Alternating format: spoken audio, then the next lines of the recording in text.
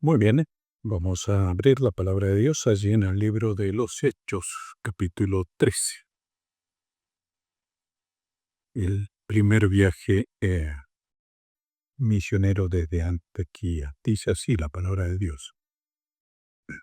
Había entonces en la iglesia que estaba en Antioquía profetas y maestros: Bernabé, Simón el que se llamaba Níger, Lucio de Cirene, Manahén, el que se había criado junto a Herodes, el tetrarca, y Saulo.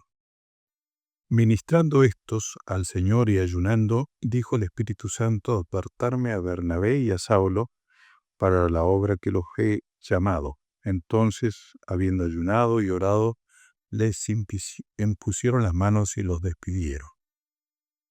Ellos entonces, enviados por el Espíritu Santo, descendieron a Seleucia y de allí navegaron a Chipre. Y llegaron a Salamina, anunciaban la palabra de Dios en las sinagogas de los judíos, tenían también a Juan de ayudante. Y habiendo atravesado toda la isla hasta Pafos, hallaron a cierto mago, falso profeta judío llamado Bar Jesús, que estaba con el procónsul Sergio Paulo, varón prudente. Este llamaba a Bernabé y a Saulo y deseaba oír la palabra de Dios. Pero le resistía Elimas, el mago, pues así se traduce su nombre, procurando apartar de la fe al procónsul. Entonces Saulo, que también es Pablo, lleno del Espíritu Santo, fijando en él los ojos, dijo: oh, lleno de todo engaño y de toda maldad, hijo del diablo, en medio de toda justicia, ¿no cesará de trastornar los caminos rectos del Señor? Ahora pues aquí la mano del Señor está contra ti y serás ciego. No verás el sol por algún tiempo. Inmediatamente cayeron sobre él oscuridad y tinieblas. Andando alrededor, buscaba quien le condujese de la mano. Entonces el procónsul, viendo lo que había sucedido, creyó, maravillado de la doctrina del Señor. Bueno, este comienzo de estos viajes nos enseñan, mucho a través del ministerio de Bernabé, Saulo y Juan Marcos, ¿sí?, que son apartados para la obra que el Señor les ha encomendado. Ellos salen comisionados como misioneros por los líderes de la iglesia de Antioquía, ¿sí?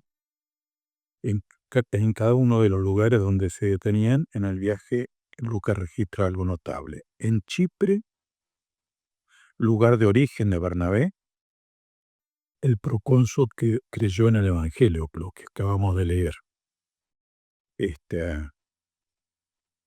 En Perge, esto más adelante, Juan Marcos los abandona y volvió a su casa. Al llegar a la Antioquía de Pisidia, sabemos por su carta a los Gálatas que Pablo estaba padeciendo alguna enfermedad que lo debilitaba, quizás malaria, que le había dañado la visión. Sin embargo, fue allí donde él y Bernabé dieron el paso decisivo de pasar a evangelizar los gentiles.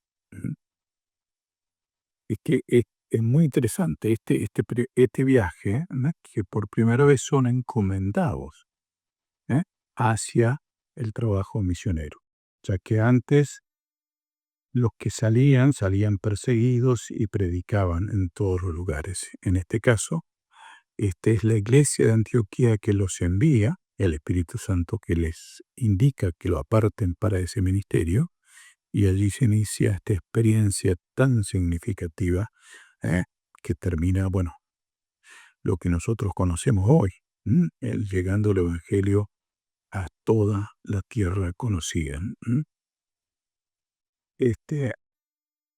Los misioneros viajaron en ese tiempo alrededor de 150 kilómetros al sudeste, hasta Iconio, donde se convirtió un gran número de judíos y gentiles.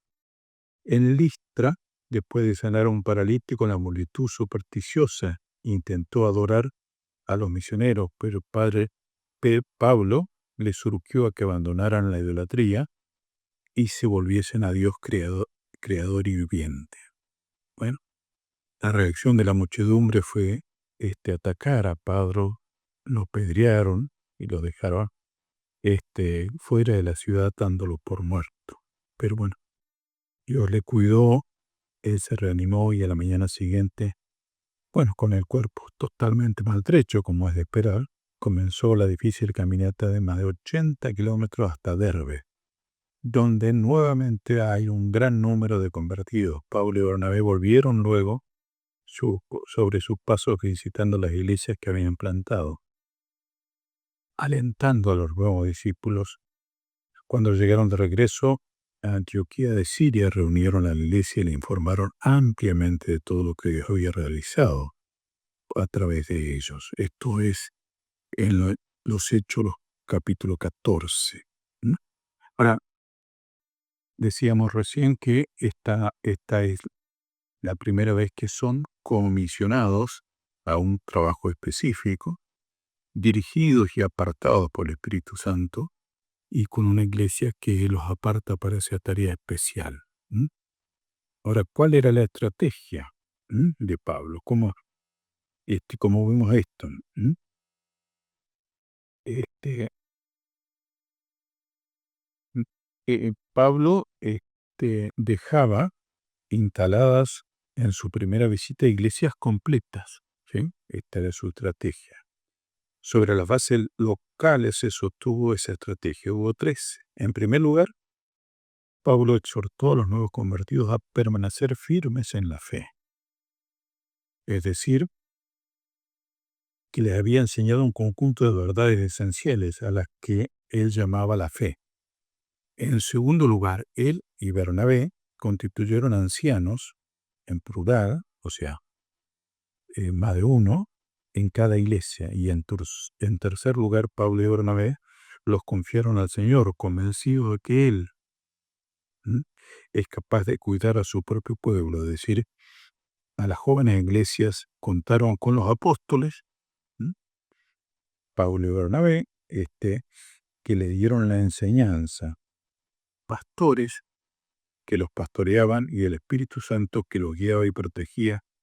Con esta triple provisión las iglesias podían quedar seguras. Esa fue la estrategia de Pablo en esta tarea que, bueno, que hasta hoy nos desafía por lo tenso del trabajo y la valentía de estos primeros misioneros para llegar a tantos lugares con tan pocos medios. ¿Sí? Así que, por supuesto, sigue siendo un desafío para nuestras vidas hoy. ¿Sí? El poder sostener en oración y económicamente a aquellos que Dios ha apartado y llamado, ¿sí?, en los distintos lugares para servirle, para llevar su palabra. Que el Señor nos dé esa visión que tuvo en aquellos primeros tiempos Pablo, Bernabé y toda la iglesia de Antioquía. Que Dios les bendiga.